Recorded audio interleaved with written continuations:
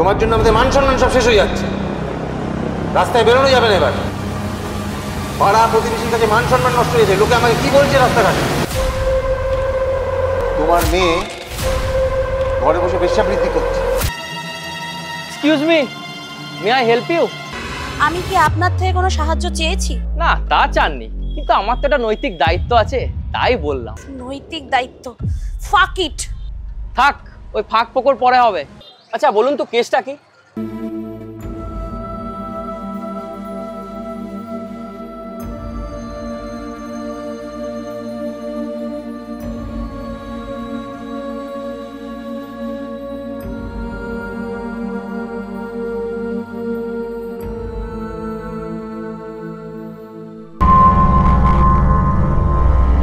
সবই তো বুঝলাম, আপনি দেখছি পুরো ছড়িয়ে দিয়েছেন।